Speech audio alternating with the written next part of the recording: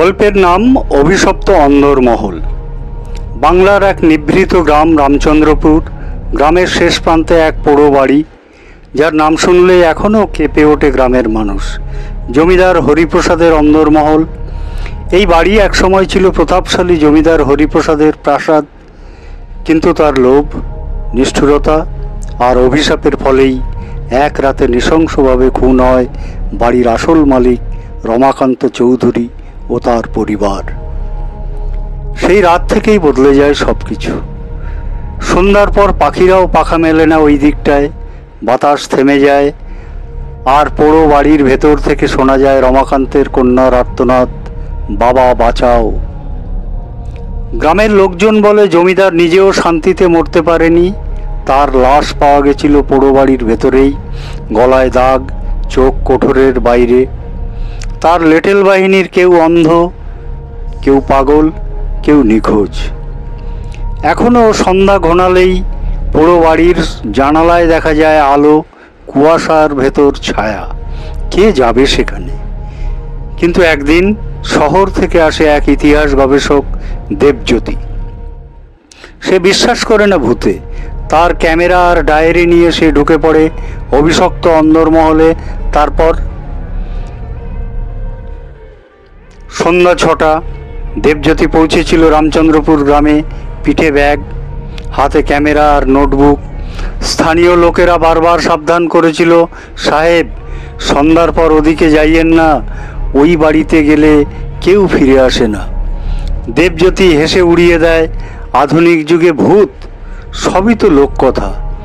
অন্ধকার নামতেই সে বাড়ির দিকে হাঁটতে শুরু করে।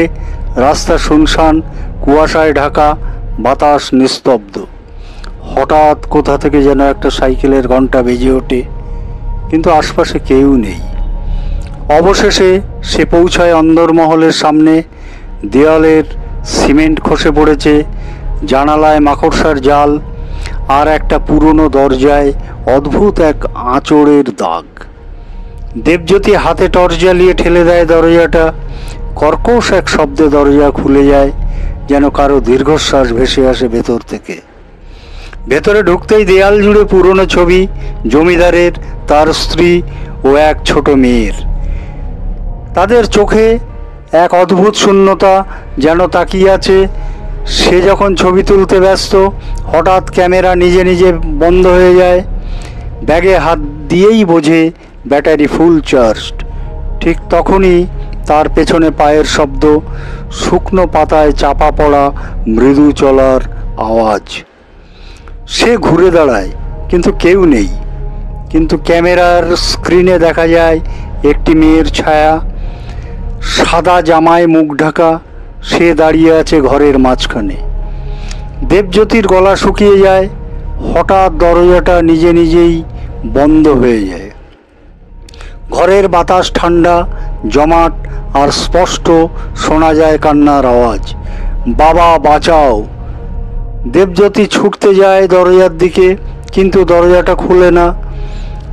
পেছনে ঘুরতেই দেখে সেই মেয়েটি, আগুনে পোড়া মুখ, গলে যাওয়া চোখ, দেবজ্যোতির দিকেই এগিয়ে আসছে।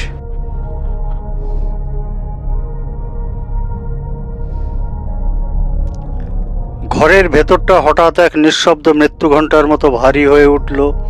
দেবজ্যোতির চোখের সামনে দাঁড়িয়ে সেই আগুনে পোড়া মেয়ে। ভয়ে তার গা ঠান্ডা, নিঃশ্বাস আটকে আসছে। কিন্তু আশ্চর্য, মেয়েটি তাকে আঘাত করল না, শুধু বলল, আমাদের কষ্টের গল্পটা লিখে যাও, কেউ জানে না কতটা জ্বলে পুড়েছি আমরা। তারপর সে অদৃশ্য হয়ে যায়। ঘর অন্ধকার হয়ে আসে, কিন্তু টর্চ জ্বালাতেই দেখতে পায় দেয়ালের পেছনে একটা গোপন দরজা। ছোট, কাঠের, কিন্তু তাজা রক্তের দাগ সেখানে টাটকা। দেবজ্যোতি সাহস করে দরজা ঠেলে ঢুকে পড়ে। অভ্যন্তরে একটি গোপন ঘর, দেওয়ালে লেখা পুরনো চিত্র, রমাকান্ত চৌধুরী, তার স্ত্রী আর মেয়ের ছবি। তাদের মুখে আছে শান্তি, কিন্তু চোখে শোকের ছায়া। ঘরের মাঝখানে মাটিতে খোদাই করা আমাদের হত্যার সাক্ষী এ দেয়াল, জমিদার হরিপ্রসাদের পাপ চিরকাল গাঁথা আছে এই ইটের গায়ে। ঠিক তখনই ঘরের চারপাশে দেখা যায় ছায়ামূর্তি, 1টি, 2টি, 3টি, অন্তত 10টি ছায়ামূর্তি, পোড়া শরীর, চোখে রাগ আর কান্না, এরা জমিদারের অত্যাচারে প্রাণ হারানো আত্মারা। একটি ছায়া এগিয়ে আসে, তার গলা নেই কিন্তু মন থেকে যেন আওয়াজ ভেসে আসে, আমরা মুক্তি চাই, আমাদের গল্পটা বলে যাও, আমাদের মৃত্যুকে ইতিহাসে স্থান দাও। দেবজ্যোতি এবার বুঝতে পারে এটা ভূতের গল্প নয়, এ এক চাপা দেওয়া গণহত্যার দলিল। জমিদারের অত্যাচার, পুড়িয়ে মারার কাহিনী কেউ কাগজে লেখেনি, এরা সেই অভিশপ্ত আত্মা যারা চায় প্রতিশোধ নয়, চায় ন্যায়। ঠিক তখনই আবার দরজা বন্ধ হয়ে যায়, আর ভেতরে জমিদারের ছায়া আবির্ভূত হয়। সে এখনো ঘুরে বেড়ায়, কারণ মৃত্যুও তাকে মুক্তি দেয়নি। জমিদার বলে, এই আমার রাজত্ব কেউ চাইলেও সত্যি জানবে না। দেবজ্যোতির সামনে এবার সত্য আর মৃত্যু দুটো পথ, সে কি করবে?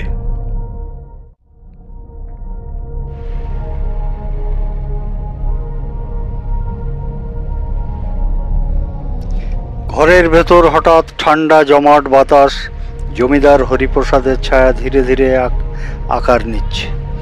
খাঁটি রক্তের মতো লাল চোখ, কালো ধোঁয়ায় মোড়া, গায়ের চারপাশে শয়ে শয়ে পিঁপড়ে ঘুরছে। সে বলল, আমার নামে কেউ কলঙ্ক ছড়াবে না, আমি রাজা ছিলাম, রাজা থাকব। দেবজ্যোতি কাঁপতে কাঁপতে বলে, তোমার রাজত্ব মৃতদের ওপর নয়, তাদের অন্যায়ভাবে মেরে তুমি রাজা ছিলে না, খুনি ছিলে। জমিদার হেসে ওঠে, তাহলে মরো। আর ঠিক তখনই ঘরের মেঝে ফেটে উঠে আসে এক কুয়োর মতো গহ্বর, মধ্যে থেকে বেরোতে থাকে আগুনের শিকার কান্নার আওয়াজ। এবং সেই আগুন থেকে উঠে আসে রমাকান্ত চৌধুরীর স্ত্রী, পোড়া কাপড়ে, গলায় একটি পেতলের চাবি মালা। তিনি এগিয়ে এসে বলেন, এই চাবি ঘরের গোপন সিন্ধুকের, যেখানে আছে সত্যের প্রমাণ, সেটাই জমিদারকে শেষ করতে পারবে। দেবজ্যোতির শেষ শক্তি দিয়ে সিন্ধুক খোলে, ভেতরে পাওয়া যায় এক পুরনো ডায়েরি। ডায়েরিতে লেখা, আমরা পুড়েছিলাম জীবন্ত, জমিদার বলেছিল মাটি তোমাদের গিলে নেবে, কিন্তু আমরা চাই আমাদের মৃত্যু যেন মানুষ জানে। রক্তে লেখা সত্য চিরকাল টিকে থাকে। ডায়েরি খোলার সঙ্গে সঙ্গে ঘর আলোয় ভরে যায়, ছায়ারা একে একে শান্ত মুখে মিলিয়ে যেতে থাকে। জমিদার ছটফট করে গর্জন করে, না, আমি অমর, আমি। কিন্তু তার শরীর গলে যায় আগুনে, পাপের আগুনে, আর এক চিরস্থায়ী নিস্তব্ধতায় ডুবে যায় অন্দরমহল। পরের দিন ভোরে গ্রামের লোকেরা দেখে দেবজ্যোতি জ্ঞানহীন অবস্থায় বাড়ির সামনে পড়ে আছে, হাতে ধরা সেই ডায়েরি। সেই দিন থেকে রামচন্দ্রপুরে আর কখনো কান্নার আওয়াজ শোনা যায়নি। পুরো অন্দরমহল ধীরে ধীরে গাছপালায় ঢেকে যেতে থাকে। প্রেতাত্মারা মুক্তি পেয়েছে, কারণ কেউ একজন তাদের সত্যিটা তুলে ধরেছিল।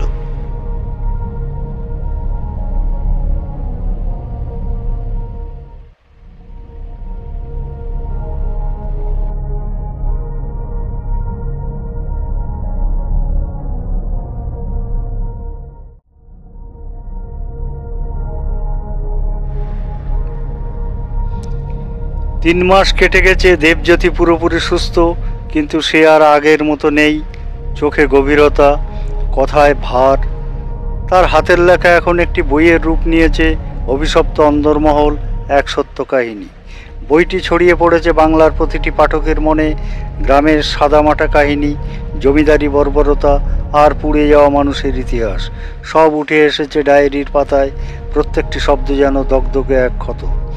বইয়ের শেষ পাতায় দেবজ্যোতি লিখেছে, যদি কখনো রামচন্দ্রপুরে যাও, অন্দরমহলের পাশে দাঁড়িয়ে একটিবার চোখ বন্ধ করে নিঃশ্বাস নাও, তুমি অনুভব করবে এই মাটির নিচে কেউ কাঁদে না, এখন শুধু ঘুমায়। বইটি এখন এক তরুণ পাঠকের হাতে পড়ে, নাম রুদ্র। ভূত আর ইতিহাসের প্রতি এক অদ্ভুত আকর্ষণ তার। রুদ্র বইয়ের শেষ পাতায় কিছু অদ্ভুত ছায়াছবি খেয়াল করে। ডায়েরির পেছনে মোড়ানো এক পুরনো মানচিত্র, সেখানে লেখা, সব সত্য এখানেই শেষ হয় না, আরও এক জমিদার বাড়ি আছে, রক্ত মিশ্রিত ইতিহাসের আর এক অধ্যায়। রুদ্র চোখ বন্ধ করে ফিসফিস করে বলে, তাহলে এই গল্প শুধু শুরু ছিল? না, এই তো শুরু দ্বিতীয় কাহিনীর। নতুন গল্প আসছে, অভিশপ্ত অন্দরমহল 2, দাহঘরের নিচে, যেখানে রুদ্র নামবেন আরও গভীর, আরও অন্ধকার, আরেক জমিদারির অভিশপ্ত ইতিহাসে।